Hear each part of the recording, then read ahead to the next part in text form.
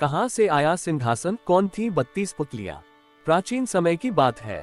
उज्जैन में राजा भोज राज्य करते थे। वह बड़े दानी और धर्मात्मा थे। उनके बारे में प्रसिद्ध था कि वह ऐसा न्याय करते कि दूध और पानी अलग अलग हो जाए। नगरी में एक किसान का एक खेत था, जिसमें उसने कई साग सब्जी लगा रखी थी।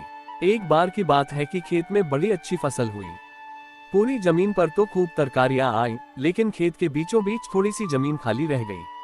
हालांकि किसान ने उस जमीन पर भी बीज डाले थे, लेकिन वहां कुछ नहीं उगा।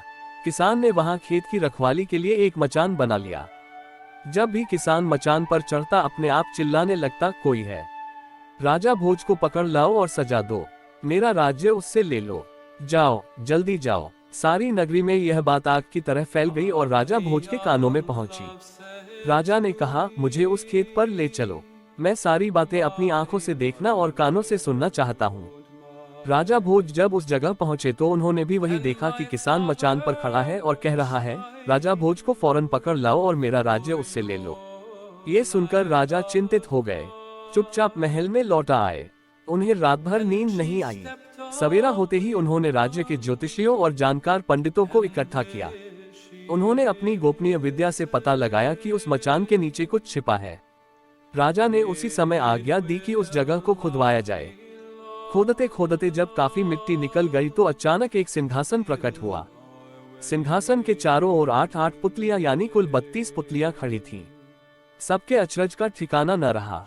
राजा को खबर मिली तो सिंहासन को बाहर निकालने को कहा, लेकिन कई मजदूरों के जोर लगाने पर भी वह सिंहासन टस से मस न हुआ। तब एक पंडित ने कहा कि यह सिंहासन देवताओं का बनाया हुआ है, अपनी जगह से तब तक नहीं हटेगा जब तक कि राजा स्वयं इसकी पूजा अर्चना न करे।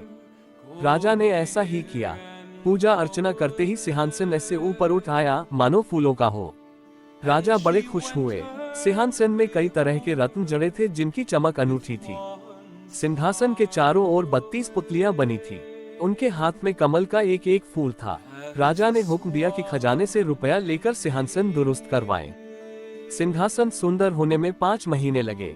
अब सिंहासन दमक उठा था, जो भी देखता देखता ही रह जाता।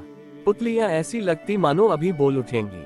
राजा ने पंडितों को बुलाया और कहा, आप लोग कोई अच्छा मुहूर्त निकालें। उस दिन मैं इस सिंहासन पर बैठूंगा। दिन तय किया गया। दूर दूर तक लोगों को निमंत्रण भेजे गए। तरह तरह के बाजे बजने लगे। महल में खुशियां मनाई जाने लगी। पूजा के बाद जैसे ही राजा ने अपना दाहिना पैर बढ़ाकर सिंहासन पर रखना चाहा कि सारी पुतलियां खिलखिलाकर हंस पड़ी। लोगों को बड़ा अचंभा हुआ कि यह बेजान पुतलियां कैसे हंस पड़ी। राजा ने अपना पैर खींच लिया और पुतलियों से पूछा, ओ सुंदर पुतलियों, सच सच बताओ कि तुम क्यों हंसी? पहली पुतली का नाम था रत्नमंजरी। राजा की बात सुनकर वह बोली, राजन, आप बड़े तेजस्वी हैं, धनी हैं, बलवान हैं, लेकिन इन सब बातों का आपको घमंड भी है।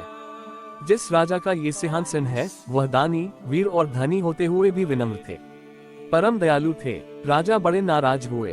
पुतली ने समझाया, महाराज, ये सिंहासन परम प्रतापी और ज्ञानी राजा विक्रमादित्य का है। राजा बोले, मैं कैसे मानूं कि राजा विक्रमादित्य मुझसे ज्यादा गुणी और पराक्रमी थे। पुतली ने कहा, ठीक है, मैं तुम्हें राजा विक्रमादित्य की एक कहानी सुनाती हूँ। सिंहासन 32 की पहली पुतली रत्नमंजरी ने सुनाए एक कहानी।